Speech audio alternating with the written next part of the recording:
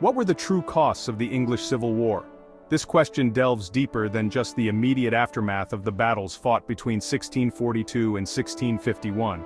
It encompasses the profound and far-reaching consequences that rippled through the fabric of society, altering the course of history in ways that are still felt today. This conflict, raging across England, Scotland, and Ireland from 1642 to 1651, was a brutal fight for the future of a nation. It was not merely a series of skirmishes but a comprehensive struggle that involved entire communities, economies, and the very identity of the British Isles. The war's reach extended beyond the battlefield, affecting the daily lives of ordinary people who found themselves caught in the crossfire of a nation at war with itself. It pitted King Charles I against Parliament, each vying for supremacy. The Royalists, loyal to the king, believed in the divine right of kings and sought to maintain the traditional monarchical power.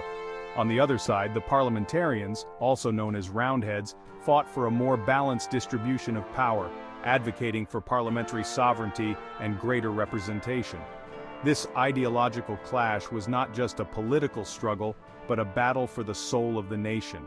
The war's devastation went far beyond the battlefields, leaving scars on the land and in the hearts of its people. Entire towns and villages were razed and the countryside was left in ruins. The economic impact was staggering, with trade disrupted, farmlands destroyed, and a generation of young men lost to the carnage. The psychological toll was equally severe, as communities grappled with the trauma of violence and loss. Thousands perished, families were torn apart, and the very fabric of English society was forever altered. The war created a legacy of grief and mourning that spanned generations.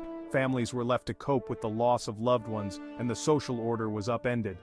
The traditional hierarchies and structures that had governed English life for centuries were challenged and, in many cases, dismantled.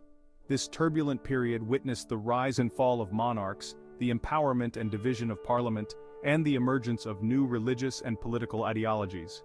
The execution of King Charles I in 1649 was a watershed moment, symbolizing the end of absolute monarchy and the beginning of a new political era.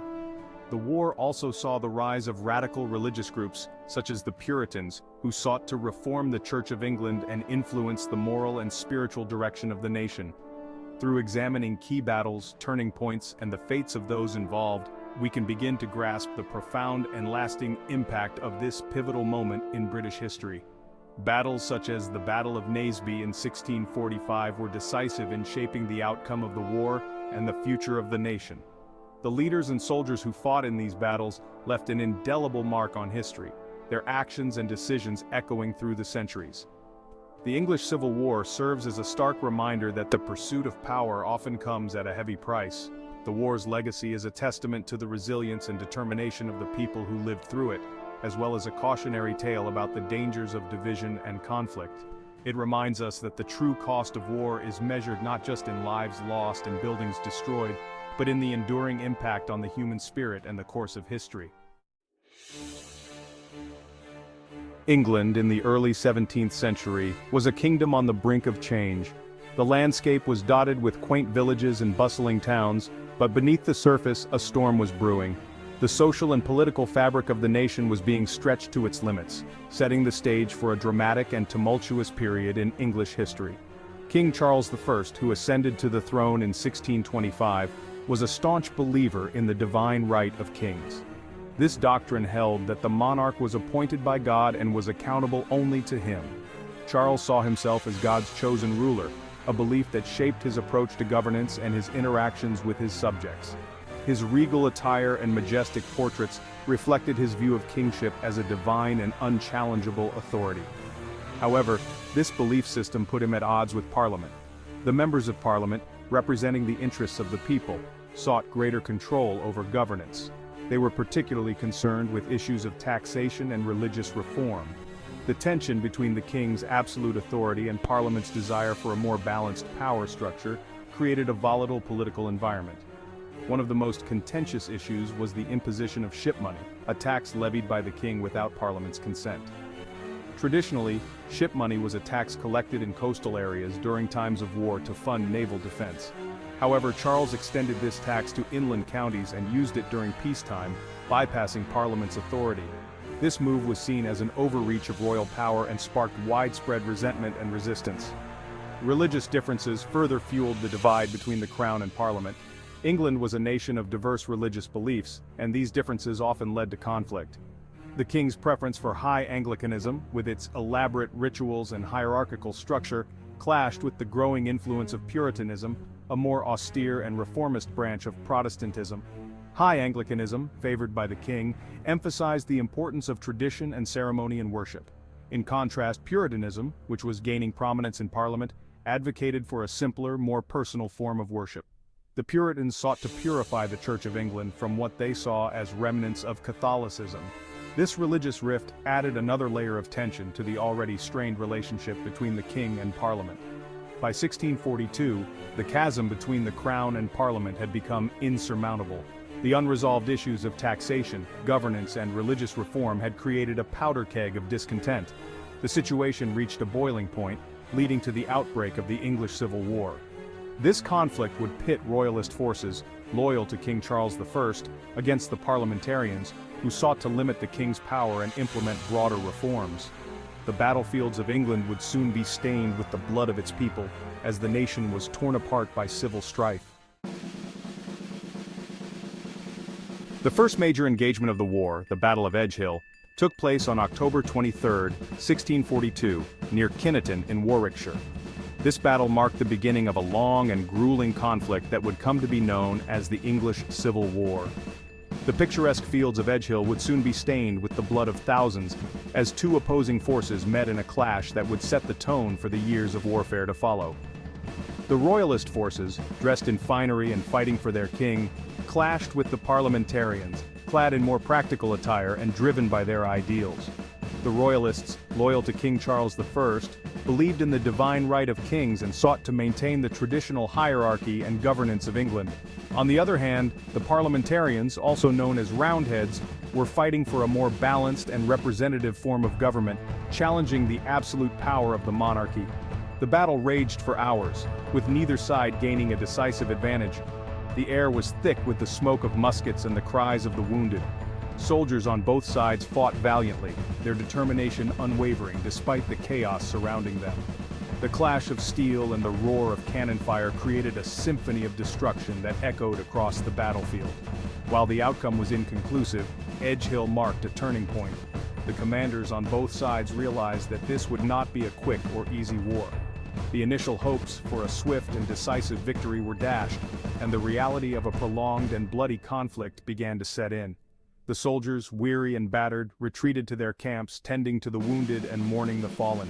It shattered any hope for a swift resolution to the conflict. The battle's aftermath left a somber reminder of the cost of war. The fields of Edgehill, once serene and green, were now littered with the remnants of battle, fallen soldiers, abandoned weapons, and the echoes of a fight that had only just begun. The maps and documents from that time show the beginning of a conflict that would stretch on for years, engulfing the nation in turmoil. The bloodshed at Edgehill confirmed that this was a war that would be fought with unrelenting ferocity and determination on both sides. The soldiers, despite their exhaustion and despair, remained resolute. Their faces, etched with determination, reflected the grim reality that they were now part of a larger struggle for the future of England.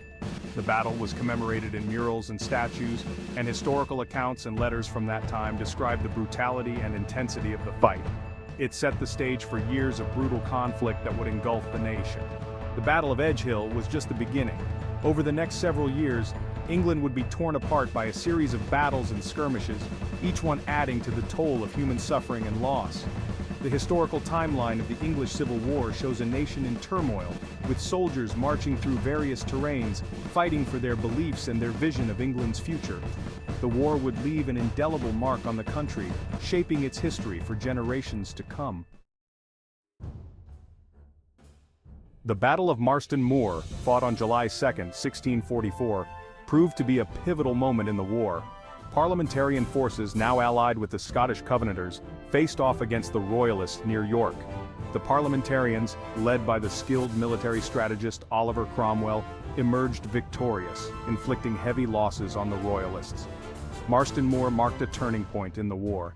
It demonstrated the growing strength of the parliamentarian cause and the military prowess of Oliver Cromwell. The victory gave Parliament control of northern England, further weakening the king's position and tipping the balance of power in their favor. The Battle of Naseby, fought on June 14, 1645, sealed the fate of King Charles I and the Royalist cause. The parliamentarian New Model Army, a disciplined and professional force under the command of Sir Thomas Fairfax and Oliver Cromwell, decisively defeated the Royalist army at Naseby in Northamptonshire. The Royalists, plagued by disorganization and poor leadership, were routed.